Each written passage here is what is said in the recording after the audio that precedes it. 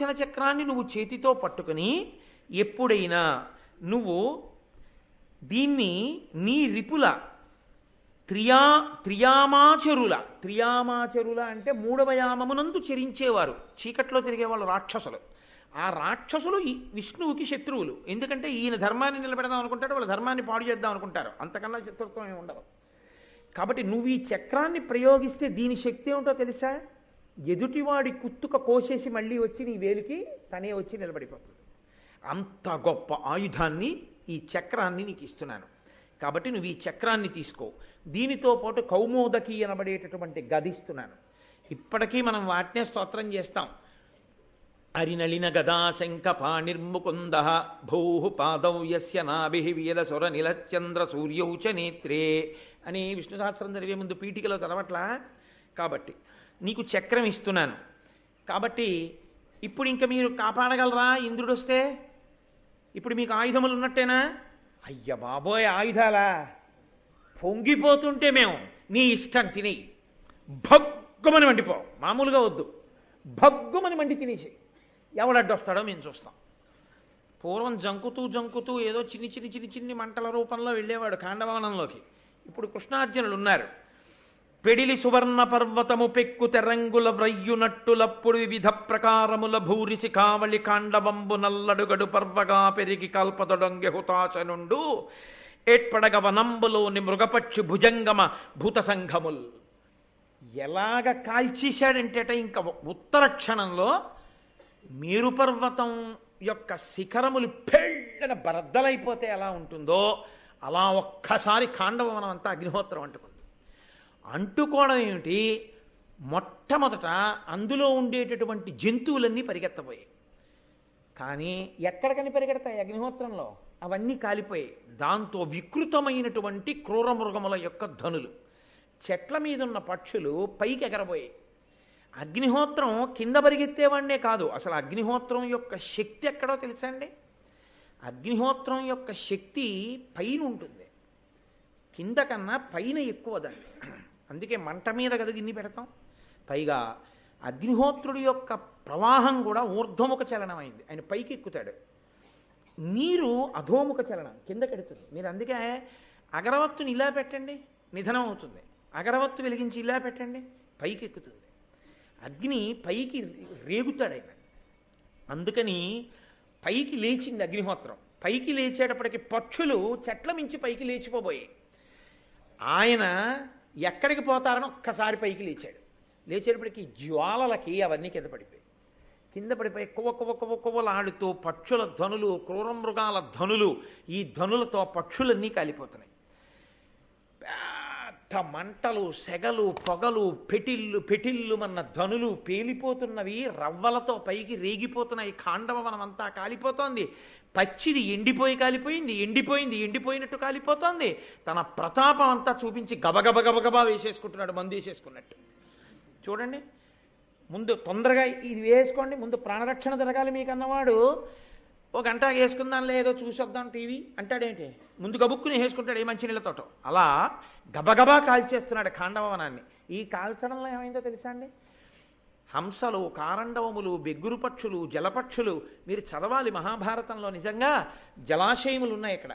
ఈ జలాశయాల్లో కప్పలున్నాయి, చేపలున్నాయి, ఇవన్నీ ఉన్నాయి. ఇంత వేడొచ్చేటప్పటికీ ఈ సరోవరములో ఉన్నటువంటి నీళ్ళన్నీ గుబ్బ మరిగిపోయేటప్పటికి అందులో ఉన్నటువంటి జలపక్షులు, చేపలు, కప్పలు, ఎండ్రకాయలు, తాబేళ్లు ఉడికిపోయి ఉత్తర క్షణంలో పైకి ఇలా నీటి మీదకి తేలిపోయి. తేలిపోవడంలో ఏమైపోయిందంటే నీరు ఇంకిపోయింది, ఇవి కాలిపోయి.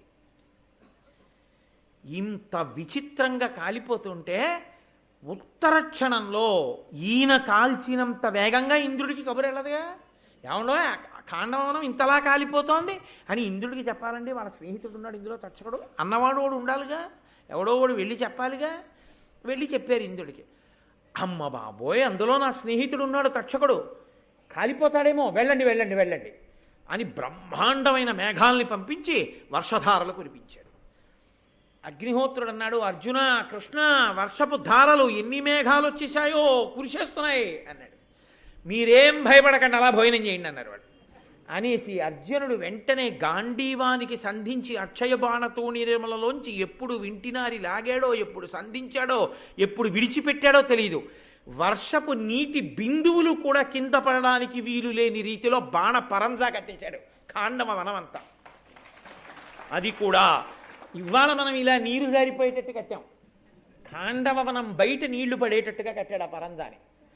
పడినటువంటి నీళ్ళన్నీ దాని మించి కిందకి వెళ్ళిపోతున్నాయి, మేఘాలవి. కింద అగ్నిహోత్రం అద్భుతంగా కాలిపోతాం. ఇప్పుడు ప్రమాదం ఏమొచ్చిందో తెలుసా అండి? ఏమైనా అక్కడ ఇక్కడ మిగిలినవి ఏమైనా ఉంటే అవి ఎగిరిపోదామని పైకెడితే ఇంకా వెళ్ళడానికి వీలు లేకుండా పైనోటి అడ్డు వచ్చింది అచ్చాలని. అలా అని కింద పడితే అగ్నిహోత్రుడు తినేస్తున్నాడు. ఆయనకి ఎవ్వడూ తప్పించుకోవడానికి వీలు లేకుండా అన్నీ తినడానికి బాగా పనికొచ్చింది. కనపడ్డవన్నీ తినేస్తున్నాడు. చూశాడు ఆ ఇంద్రుడు, ఇలా కాదు అమ్మ బాబోయ్, కృష్ణార్జునులు రక్షిస్తున్నారు అగ్నిహోత్రుణ్ణి, కాబట్టి నా వేపున మీరందరూ రండని సుర గరుడ నాగ సిద్ధ గంధర్వ యక్ష జాతులన్నిటినీ తీసుకుని వచ్చేశాడు. ఇంతమంది బాణప్రయోగం, ఒక్క కృష్ణార్జునులు ఒక పక్కన. ఇంతమంది వాళ్ళు వేసినటువంటి బాణ సమూహముల చేత చెల్లా చెదరైపోయి దిక్కులు పట్టి పారిపోయి ఇన్ని జాతులు. దేవతలందరూ వెళ్ళిపోయారండి అర్జునుడు వేసిన బాణాలకి. దేవతలు కాదు, ఈ సురలు, గంధర్వులు, నాగులు వీళ్ళందరూ దిక్కులు పట్టి పారిపోయారు కృష్ణార్జునుల యుద్ధానికి. ఆయనంతా తర్ఫీదు ఇచ్చేశాడు గాంధీవంతోనూ చక్రంతో యుద్ధం చేయడం రేపు కురుక్షేత్రం కోసమని. ఇప్పుడు ఇంత పెద్ద యుద్ధం జరుగుతుంటే అశరీరవాణి పైనుంచి పలికింది, ఏమయ్యా ఇంద్ర, నీకు ఇప్పటికైనా అర్థం కాలేదా? వాళ్ళిద్దరు ఎవరనుకుంటున్నావు? నరనారాయణులు. వాళ్ళు ఎదురుగుండా నిలబడి బాణప్రయోగం చేస్తుంటే నువ్వు వాళ్ళ నుంచి రక్షించగలవా ఖాండవవనాన్ని? అయిపోయింది, ఖాండవవనం కాలేపోయింది చాలా మటుకు. ఊరుకో ఇప్పటికైనా. నువ్వు ఎందుకు ఇంత కష్టపడుతున్నావు?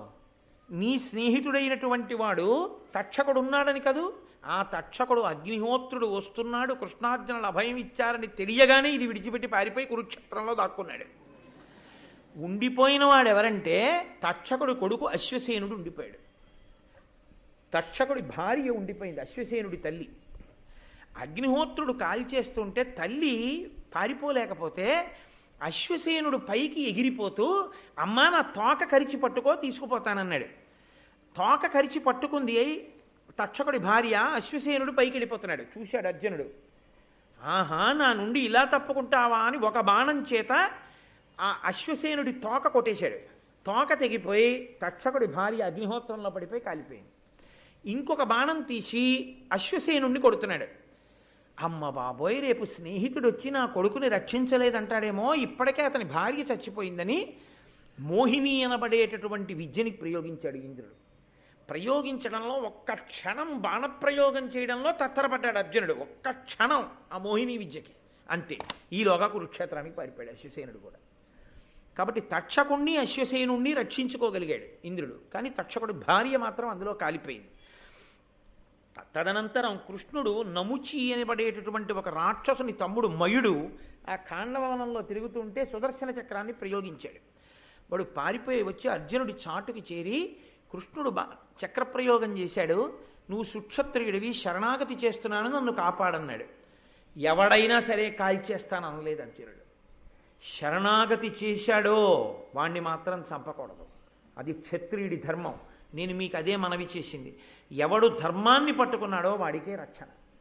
కాబట్టి నిన్ను నేను చంపను అని వెంటనే ఆ శరణాగతి చేసినటువంటి ఆ మయుడనబడేటటువంటి రాక్షసుణ్ణి మాత్రం కాపాడాడు. ఇందులో నన్నయ్య గారు ఆంధ్రీకరించినటువంటి భారతంలో అద్భుతమైనటువంటి ఘట్టం ఒకటి ఉంది. ఇది చాలా గొప్ప ధర్మ సూక్ష్మ సమన్వయం చేయగలిగినటువంటి ఘట్టం.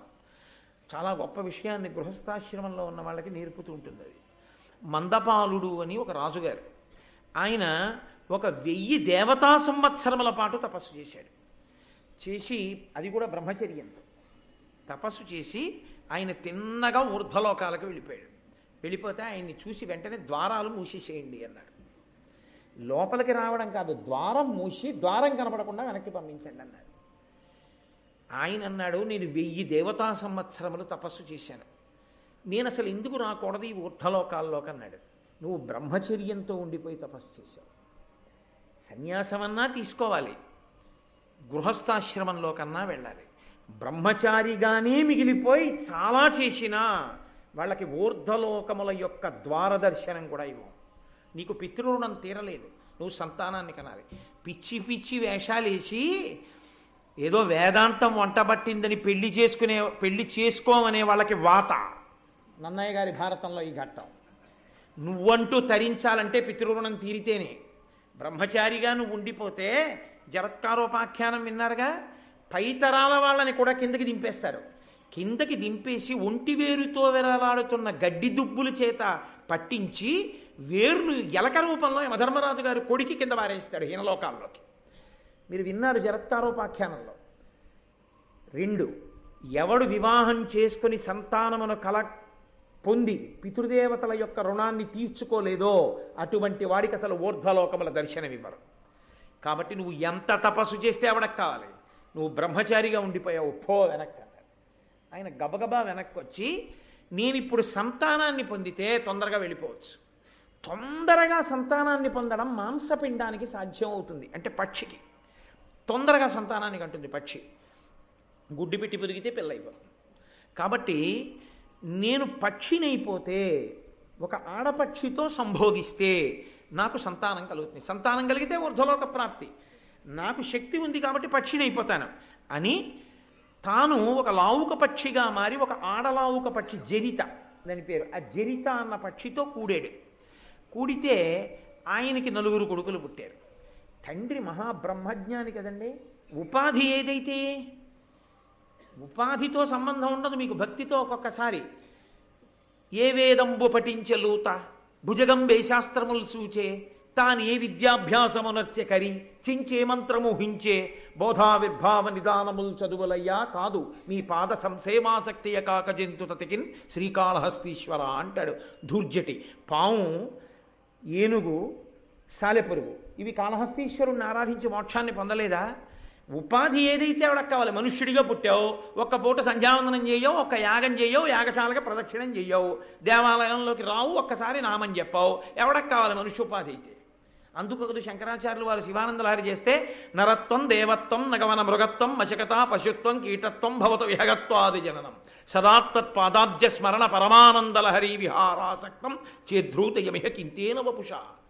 ఈ శరీరం ఇమ్మని నేను అడగను, కొండ చెయ్యి, ఇబ్బంది ఏమిటి? నగవన మృగత్వం, ఏది చేసినా నాకు పర్వాలేదు. సదాత్పాదాబ్జ స్మరణ పరమానందలహరి విహారాసక్తం, నీ పాదములను నిరంతరము స్మరించడము యందు గొప్ప ఆనందాన్ని పొందాలి.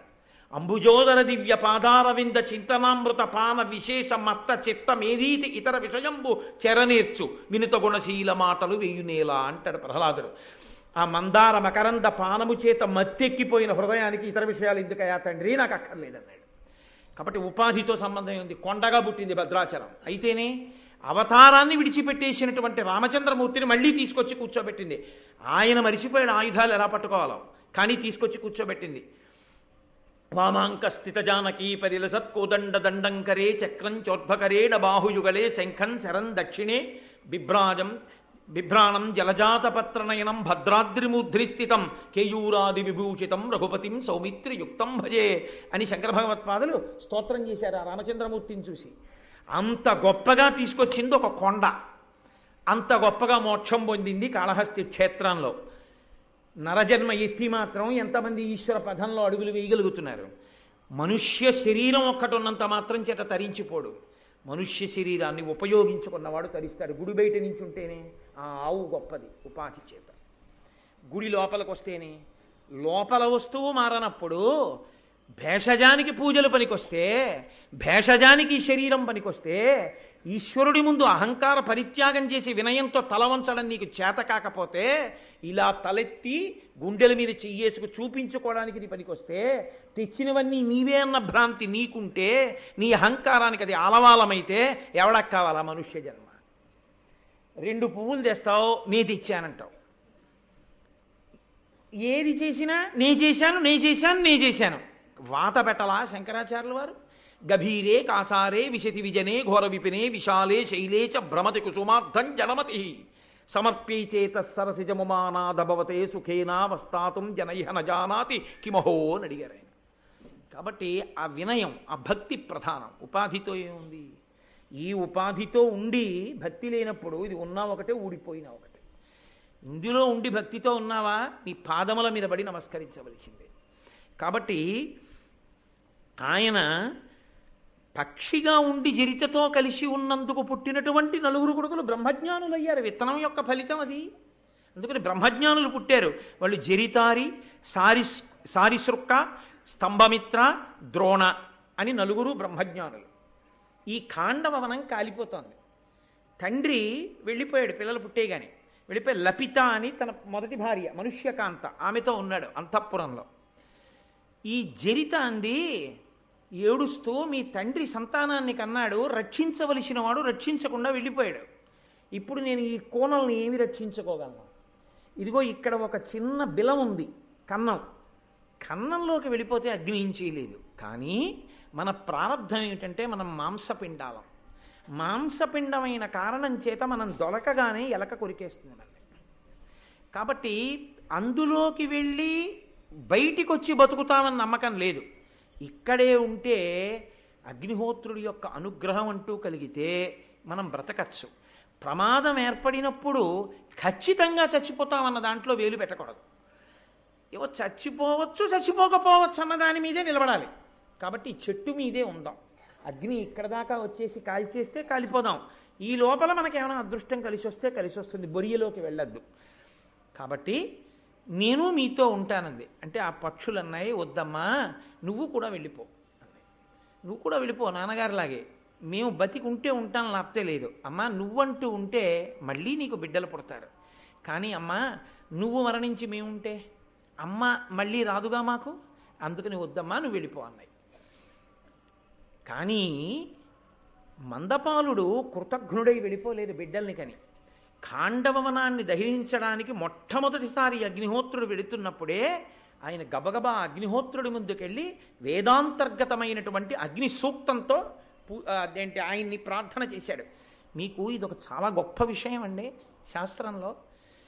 మీరు ఒక దేవతామూర్తిని ఎలా ప్రార్థన చెయ్యాలో, ఎలా పొగడాలో మనకి రాదని ఋషులు ఏం చేశారంటే సూక్తములను ఇచ్చారు. సూక్తము అన్న మాటకు అర్థం ఏంటంటే సుఉక్తము, బాగుగా చెప్పబడినది. ఎంత బాగుగా, నువ్వు అంత బాగా చెప్పలేవు. కాబట్టి దుర్గాదేవి అనుగ్రహం నువ్వు పొందాలి. నీకేమైనా వస్తే ఓం జాతవేదసే సునవామ సోమన్ అని చక్కగా దుర్గా సూక్తం చదువు. నీకు రాదు, ఎవరైనా బాగా చదవగలిగిన వాళ్ళు కనబడి చదువుతుంటే భక్తితో కూర్చుని విను, చాలు నీకు ఆ ఫలితం వచ్చేస్తుంది. సూక్తమునందు పూజ కూడా అక్కర్లేదు, సూక్త పఠనం చేస్తే చాలండి.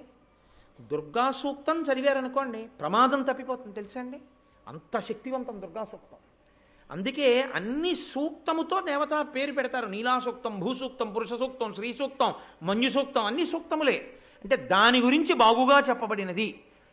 ఇది తెలుసున్నవాడు మందపాలుడు. కాబట్టి ఆయన వెళ్ళిపోతున్నాడు ఖాండభవనం మీదకి అగ్నిహోత్రుడు. ఆయన పక్కన నిలబడి అగ్ని సూక్తములతో ప్రార్థన చేశాడు. వేదాంతర్గతమైన అగ్ని సూక్తాన్ని చదివాడు. మీకు రెండో మాట వచ్చింది అగ్ని సూక్తం అప్పుడే ఆదిపర్వంలో. ఒక మారు చదివారు ఒకరు. ఎవరు చదివారు? వశిష్ఠ మహర్షి తన శిష్యుడికి సూర్యభగవానుడి యొక్క కూతురైన తపతిని తీసుకొచ్చి వివాహం చేయడం కోసమని నిమిషానికి 365 మాడలు వెళ్ళిపోయేటటువంటి సూర్యరథంతో కలిసి వెడుతూ సూర్య సూక్తం చదివాడు. చదివితే దానికి ప్రసన్నుడైన సూర్యనారాయణమూర్తి తన కుమార్తెని వశిష్ఠ మహర్షి యొక్క శిష్యుడికి ఇచ్చి పెళ్లి చేశాడు. ఆ తాపత్యులు పాండవులయ్యారు అని నేను 2-3 రోజుల క్రితమే మీకు చెప్పాను. కాబట్టి సూర్య సూక్తములు ఆయన చదివాడు, అగ్ని సూక్తములను మందపాలుడు చదివాడు. అగ్ని సూక్తంతో చదివితే, సూక్తము అంటే ఆ చదవడం కూడా అంత అందంగా ఉండాలి. ఏదో గడబిడ గడబిడ గడబిడ గడబిడ చదివితే దానికి ఇంకా భక్తి ఏమిటి, బూడిదే. ఏది ఎలా చదవాలో అలా చదివితేనే దాని అందం అంతే. వాళ్ళు ఉదయం చూడండి ఆ కలశపాత్రలన్నిటికీ దారాలు చుడుతూ చక్కగా క్రమంతో ఆ రుద్రాధ్యాయాన్ని నమక చమకాలని చదివారు. ఎంత ఆనందం వేసిందో నిజంగా నాకు అక్కడ కూర్చుని వింటుంటే. ఆ హిరణ్యబాహ వేసేనాన్ ఏ దిశాంచపత ఏ నమో నమో వాటిని ఆ క్రమంలో చెప్తుంటే అంతమంది అలా కూర్చుని ఏకకంఠంతో చక్కగా ఒకళ్ళనొకళ్ళు చూసుకుంటూ మురిసిపోతూ కలశలకి దారాలు చుట్టుకుంటూ ఆ సూక్తాలు చదువుతుంటే చాలురా జన్మకిది, ఇలా 5 ఏళ్లకొక్కసారి వింటే చాలురా అనిపించింది నాకు. అయ్యప్ప స్వామి ఎంత సంతోషపడిపోయి ఉంటారో నిజంగా ఇవాళ.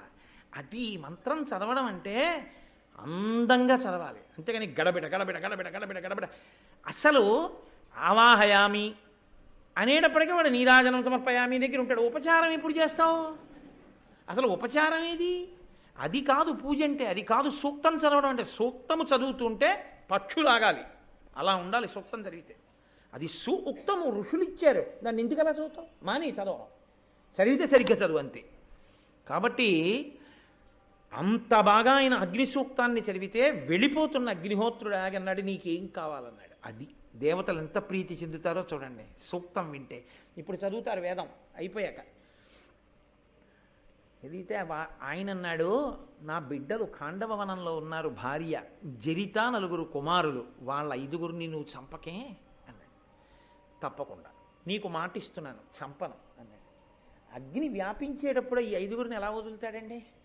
అప్పటి వరకు చావలేదు వాళ్ళు. ఇంకా వీళ్ళమ్మంది,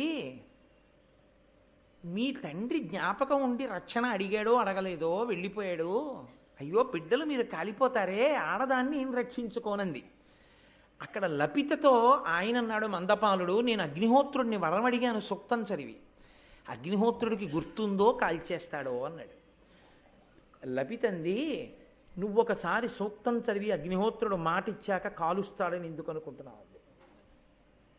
ఇది మీరు గుర్తుపట్టాలి. ఇదే మహానుభావుడు భాగవతాన్ని ఆంధ్రీకరిస్తూ ఋషితుల్యుడు కాబట్టి పోతన గారు అంటారు, ఎగసి దవ్వులవాని దహించు భంగి పొంత మాకులవాని విడిచిపెట్టి, ఎగసి దవ్వులవాని దహించు భంగి కర్మవశమున భవమృతి కారణములు అన్నాడు మహానుభావుడు పోతన గారంటే. అందుకే అగ్నిహోత్రం ఒక్కొక్కసారి పక్కనున్న కాగితాన్ని వదిలేసి కిలోమీటర్ దూరంలో ఉన్న ఒక పాక కాల్చేస్తుంది. ఈ కాగితాన్ని ఎందుకు వదిలింది అనుకుంటున్నారు? ఎప్పుడో ఎక్కడో ఇది అగ్ని సూక్తం చదివింది, కాల్చలేదు. సూక్తమేనండి. హరిశ్చంద్రోపాఖ్యానంలో ఒక్కసారి ఆ విశ్వనాథుణ్ణి దండకం చేస్తే ఆగిపోయింది అంతే అగ్నిహోత్రం, వాళ్ళని ఏం చేయలేదు. నమ్మకం మనకు ఉండాలి.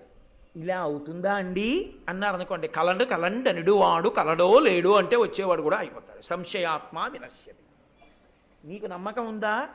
ఫలించి తీరుతుంది. నీ విశ్వాసమే ఈశ్వరుడు. కాబట్టి ఇప్పుడు ఆ తల్లి పక్షి పైకి ఎగిరింది. ఈ 4 పక్షులు అగ్నిహోత్రం వస్తోందని ఇటొకటి కూర్చుంది, ఇటొకటి తలపెట్టింది, ఇటొకటి తలపెట్టింది, ఇటొకటి తలపెట్టింది. అగ్నిహోత్రం మీదకి వచ్చేస్తోంది. ఆయనకి జ్ఞాపకం ఉంది చూసుకోండి, వీళ్ళని కాల్చకూడదని గుర్తుపెట్టుకున్నాడు ఆయన. అది ఈశ్వరుణ్ణి మీరు ఒక్కసారి సూక్తంతో ఆరాధన చేస్తే ప్రమాదం వచ్చేసినప్పుడు అంతమందిలోంచి బయటపడిపోతారు అంతే. చిదంబరంలో కొన్ని 100 మంది చచ్చిపోయారు ప్రమాదంలో. తండ్రి గారు చేసుకున్న పుణ్యం. గిమి చిన్న పిల్లవాడు పంచదార చిలక అనేవారు, ఆ పిల్లాడు ఒక్కడు నిద్రపోయాడు, వెళ్ళలేదు ఉత్సవానికి, బతికేశాడు. ఆ బతికేసిన పిల్లాడు ఎవరో తెలుసా? కొన్ని కోట్ల మందిని సనాతన ధర్మంలో బతికించేశారు. ఆయనే కంచికామకోటి పీఠాధిపత్యం వహించిన నడిచే దేవుడు పరమాచార్య చంద్రశేఖరేంద్ర సరస్వతి మహాస్వామి వారు. కాబట్టి ఈశ్వరుడు అనుగ్రహించగలడు. ఒక్కసారి నువ్వు అలా చదివితే చాలు జీవితంలో సూక్తం. ఇప్పుడు 4 వేపులకి 4 ముఖాలు పెట్టిన ఈ పక్షులు అగ్ని మీదకు వచ్చేస్తుంటే తండ్రి గారి యొక్క వారసత్వం కదూ. వీళ్ళన్నారు మీదకు వస్తోంది అగ్ని, మనం ఏం చేస్తాం? కాబట్టి నలుగురం కూడా చక్కగా కూర్చుని బ్రహ్మగారు 4 ముఖాలతో ఎలా చదువుతాడో అలా అగ్నిహోత్రుడి మీద సూక్త పఠనం చేద్దాము అని వాళ్ళు వేదంలో ఉన్నటువంటి మంత్రములను అగ్ని సూక్తములను చదువుతున్నారు. అగ్నిహోత్రుడు చూసి తండ్రి అదే చదివాడు, పిల్లలు అదే చదివారు, ఎంత గొప్పవాళ్ళు రా అని పక్షి పిల్లల్ని విడిచిపెట్టి వెళ్ళిపోయాడు అగ్నిహోత్రుడు. అంటే మీరు ఒకటి గుర్తుపెట్టుకోవాల్సి ఉంటుంది. నన్నయ్య గారు జ్ఞాపకం చేస్తున్నారు, ఐశ్వర్యం ఇచ్చిన అగ్నిహోత్రుడే, ఆపద తప్పించిన అగ్నిహోత్రుడే. అగ్నిహోత్రం ఉన్న చోట శాల వెయ్యడం అంటే అంత గొప్పదండి. అందుకే తరువుకొచ్చిన ప్రమాదాన్ని తీసి పారేస్తాడంతే ఆయన, అంత గొప్పది. అందుకే యాగశాల మురిసిపోయాను నేను. ఉత్సవం ప్రారంభం అప్పటి నుంచి యాగశాల చాలా జాగ్రత్త, యాగశాల అలా ఉండాలి. ఎందుకని ఒక్కటే మహానుభావుడు అగ్నిహోత్రుడు అక్కడ రగులుతాడు. ఆయనే అక్కడి నుంచి తీసుకెడతాడు దేవతలకి హవిస్సులు. ఆ యాగశాలయే కొన్ని సంవత్సరముల పాటు ఈ దేవాలయం అభ్యున్నతికి మన యొక్క క్షేమానికి కారకం అవుతుంది. అది అంత పవిత్రం ఆ యాగశాల. కాబట్టి 4 ముఖములతో చదివేట 4 పిల్లలు చదివితే ఆయన అనుగ్రహించేశాడంతే. ఇది అగ్నిహోత్రం, ఇది ఖాండవవన దహనం. కాబట్టి తదనంతర కాలమునందు దేవేంద్రుడు ప్రీతి చెంది అనేకమైనటువంటి అస్త్ర సంబంధమైన మంత్రములను కూడా అర్జునుడికి ఉపదేశం చేసి, కొడకా ఎంత గొప్ప యుద్ధం చేశావురా అని కృష్ణ భగవానుణ్ణి ప్రార్థించాడు. అప్పుడు ఇప్పుడు ఎప్పుడూ నా కొడుకుని ఇలాగే అంటిపెట్టుకుని ఉండేం కృష్ణ, నిన్ను నేను ప్రార్థన చేసేది ఇదే అన్నాడు. మనకి కూడా ఎప్పుడూ ఈశ్వరుడు మన్ని అంటిపెట్టుకుని ఉండేటట్టుగా మహాభారతం విన్నందుకు, ఆదిపర్వం చెప్పుకున్నందుకు, పరమేశ్వరుడు ప్రీతి చెంది ఆయన చల్లటి చూపు మనని చూస్తే అంతకన్నా మనకి ఏమీ అక్కర్లా. ఎందుకో తెలుసా అండి, ఆయన చల్లని చూపే మనకు అన్నిటినీ ఇస్తుంది. కాబట్టి నాకేమీ చేత కాకపోయినా, ఒక్క పద్యం రావడదు, గబగబా 2 విషయాలు సమన్వయం చేయలేను, ఏమీ తెలీదు, అయినా భారతం చెప్తానని పెద్ద మనగాళ్ళ కూర్చుంటే 1 రోజా 2 రోజులా 26 రోజులు నన్ను ఇలా భరించి ఇన్ని వేల మంది నాకంటే ఇంత వేదిక ఎంత ఇరుక్కు కూర్చున్నారో పాపం ఈ తల్లులు. ఇంతమంది ఇలా కూర్చుని ఇన్నాళ్ళు భారతం విన్నందుకు మీ అందరికీ నా ధన్యవాదములను ఆవిష్కరిస్తూ, ఇక్కడితో ఇవాల్టితో ఆదిపర్వం పూర్తయిపోయింది. 18 పర్వములు చెయ్యాలి అని ఒక కోరిక ఉంది. రామాయణ భాగవతములు అయ్యాయి కాబట్టి భారతం చెప్పేస్తే ఏదో మా అమ్మ అంత కష్టపడి ప్రసవ వేదన పొంది నాకు ఈ శరీరం ఇచ్చినందుకు, అమ్మ నువ్వు నాకు ఈ శరీరం ఇచ్చినందుకు ఉత్తినే వాడుకోలేదమ్మా, నువ్వు అంత కష్టపడ్డందుకు నేను ఏదో చెప్పాను సుమా అమ్మ అని మళ్ళీ మా అమ్మని కలుసుకునే రోజు వచ్చినప్పుడు చెప్పుకోగలుగుతాను. కాబట్టి ఏమో అవకాశం ఉంటే 1 సంవత్సరం పాటు అసలు ఏ ఊరు వెళ్లకుండా 1 సంవత్సరం మహాభారతం అంతా పూర్తి చేసే వరకు 2011లోనో ఎప్పుడో పూర్తిగా 18 పర్వాలు పూర్తయిపోయేలా మహాభారతాన్ని చెప్పుకునే ప్రయత్నం చేద్దాం. ఆ మహాభారతం అంతా గోపాలకృష్ణ గారి సమక్షంలోనే జరుగుతుంది. కాబట్టి మంగళాశాసనపరై మదాచార్య పురోగమై సర్వైశ్చ పూర్వైరాచార్యై సత్కృతాయాస్తు మంగళం. మంగళం కోసలేంద్రాయ మహనీయ గుణాత్మనే చక్రవర్తి తనూజాయ సర్వభౌమాయ మంగళం. ఉమాకాంతాయ కాంతాయ కామితార్థప్రదాయినే శ్రీగిరీశాయ దేవాయ మలినాథాయ మంగళం. కరచరణకృతం వా కర్మవాక్కాయజం వా శ్రవణనైనజం వా మానసం వాపరాధం విహితం వా సర్వమేత్తక్షమస్వ. శివ శివ కరుణాబ్ధే శ్రీ మహాదేవ శంభో. సర్వం శ్రీ ఉమామహేశ్వర పరబ్రహ్మార్పణమస్తు.